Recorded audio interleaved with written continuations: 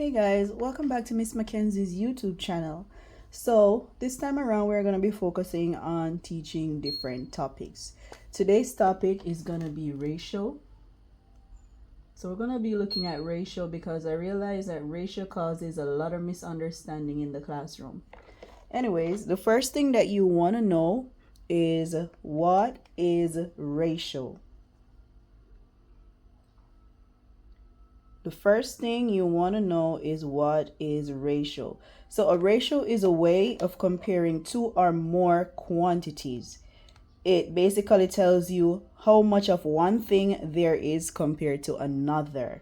I'm not going to write that, but maybe at the end of the video, I'll give the definition in words. Yeah.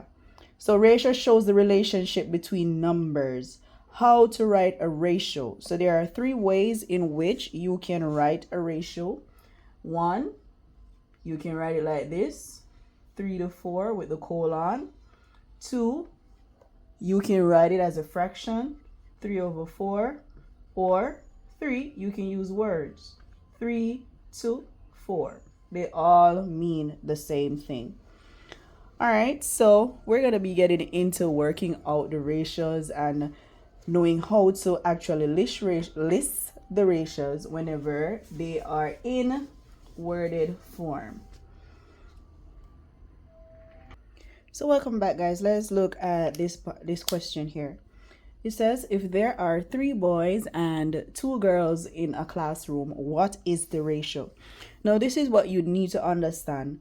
Whichever format the ratio comes in or the question sets out in, that's how you list it. So whatever comes first, you put it first. Whatever comes second, you put it second.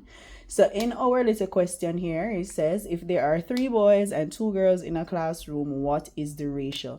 What came first? Boys. So we write our 3. What came second? Girls. Now we need to remember our colon. It can be written as that, or it can be written as 3 over 2, or it can be written as 3 to 2. Whichever it is, it's still correct. But what you want to remember is that whatever comes first in your question, that's the digit that comes first when you're setting out your ratio. Now we're going to get deeper into ratio. All right, so let's take a look at this one also. If you have 4 apples and 6 oranges, how would you set that out in a ratio form? Now you have to remember what came first and what came second. Now you know apples came first. Pardon me, that marker seems to not be working. Let me try another one.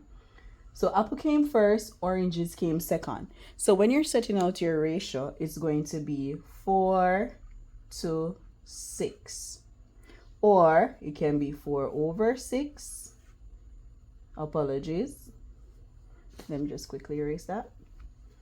4 over 6 or 4 to 6. So you have 3 ways in which you can write the ratio. Now you don't need to go ahead and write out all of them all the time, but I just want you to remember that there are more than one ways in which you can actually write your ratio. Now, when you look at this ratio, it can go to its lowest form, and lowest form means that you're simplifying the fraction, or you're simplifying something to ensure that nothing more can go into it. 2 into 4, 2 times. 2 into 6, 3 times. So you're finding a common number that can go into both without leaving a remainder. So the simple form of this ratio is 2 to 3. Same here, if you notice. 2 to 3.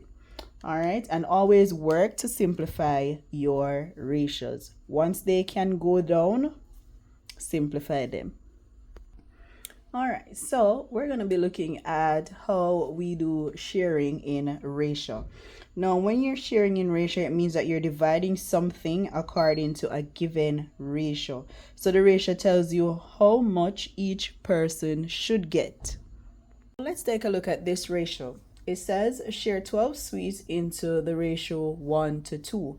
So the first thing you want to do, we're going to do step 1.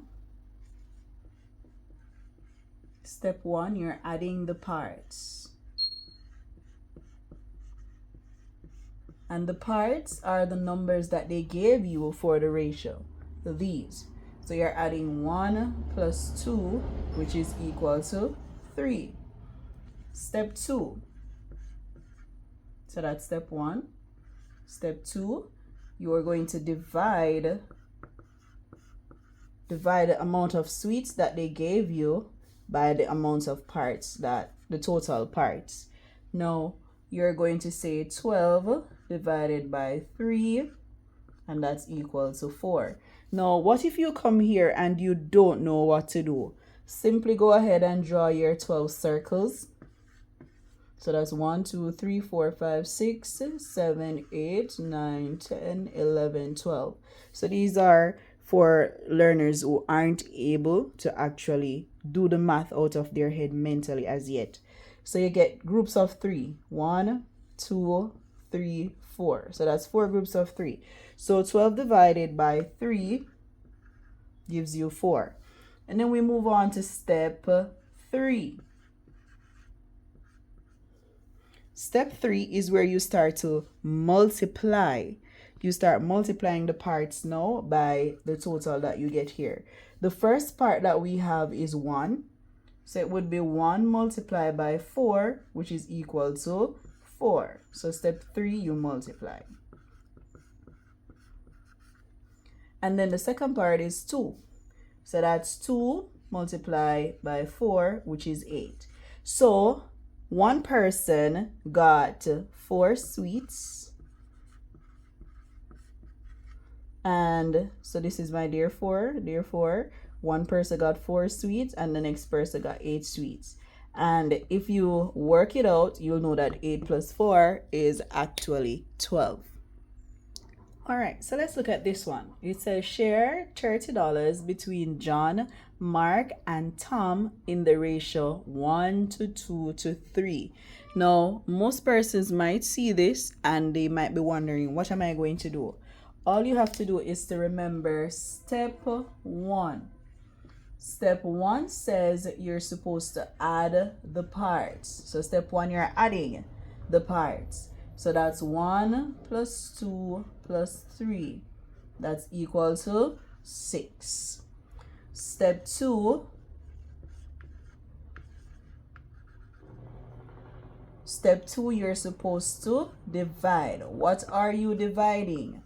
You're dividing the money by the total parts that you got. So that's 30 divided by 6. As I said before, most persons might not be able to do the mental math to know that it's 5. It's free for you to draw your 30 circles. Nobody's rushing you. Take your time. Then step 3, we multiply. What are we multiplying? We're multiplying each part by what we got here. So the first person is John. So we know that John goes with 1. The second person is Mark. We know that Mark goes with 2. And the third person is Tom. So Tom goes with 3. As I said before, doing ratio, you must follow the order in which they give it to you. So we're working on John. John is 1. So that's 1 multiplied by the 5.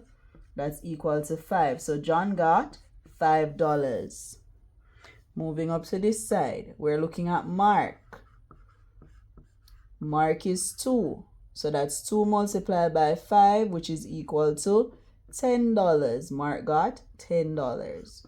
Tom is the final person. He got 3 of the shares. So that's 3 times 5, which is equal to $15.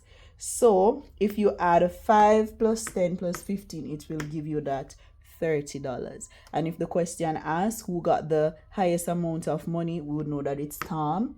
Who got the lowest amount of money, we know that it's John. So I hope that you would have learned how to actually do ratios today, and tune in for our next video on a different math topic. I wish you a safe day for today, and I just want to say thank you for subscribing, liking, and sharing my videos. Peace out.